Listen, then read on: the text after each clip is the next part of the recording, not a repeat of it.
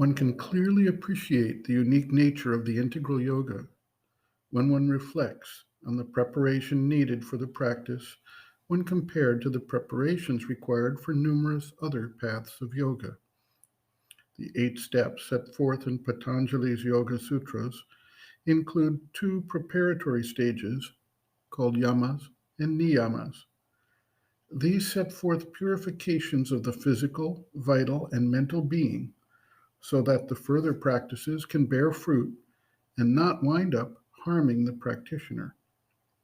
Similar requirements are set forth for many paths of spiritual discipline, one way or the other, to ensure the individual can focus, not become distracted, and hold the energy without spilling it or breaking down the body life mind complex. Some individuals, like Milarepa, require extensive preparation through hard physical labor. Others are asked to practice silence or devotional prayers to quiet the mind and open the heart. Some require extensive preparation of the physical body so as to have it acquire a perfect seat, asana, that is steady, firm, and which can be maintained for long periods of time as meditation develops. Every yogic path, every spiritual discipline, asks the practitioner to first undertake exercises of this sort so as to ready the being for the arduous efforts and tests that arise along the way. For the integral yoga, all of these preparations are subsumed under a more general prescription of becoming conscious. The process and the result of becoming conscious inevitably leads to the type of purifications asked for in the numerous other paths of spirituality. The other day, a seeker asked what role Hatha Yoga or Raja Yoga play for a practitioner of the integral yoga. Neither of these are necessarily required for the integral yoga, but may become part of the process at some stage or another as the conscious seeker addresses issues that arise in the course of the sadhana.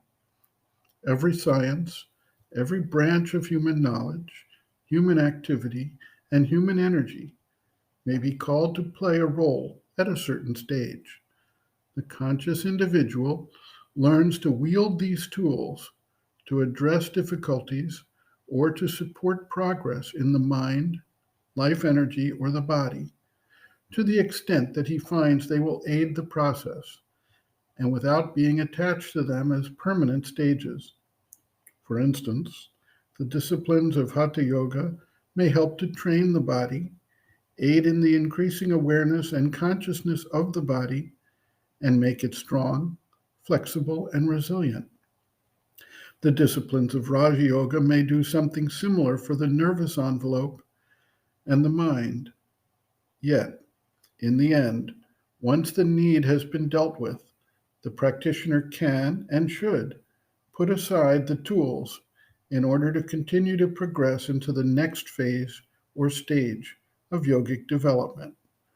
It must be remembered that the goal of integral yoga is not to become a perfect Hatha yogin or Raja yogin, but to open the consciousness to oneness with the divine force and to support that force as it carries out the evolutionary transformations that take place in the world. A disciple asks, what is one to do to prepare oneself for the yoga? The mother observes, quote, to be conscious, first of all. We are conscious of only an insignificant portion of our being. For the most part, we are unconscious. It is this unconsciousness that keeps us down to our unregenerate nature and prevents change and transformation in it. It is through unconsciousness that the undivine forces enter into us and make us their slaves. You are to be conscious of yourself. You must awake to your nature and movements. You must know why and how you do things or feel or think them. You must understand your motives and impulses, the forces, hidden and apparent, that move you. In fact, you must, as it were, take to pieces the entire machinery of your being Once you are conscious, it means that you can distinguish and sift things. You can see which are the forces that pull you down and which help you on. End quote. Reference Sri Aurobindo and the Mother, Growing Within: The Psychology of Inner Development, Chapter 1, Emergence from Unconsciousness, page 13.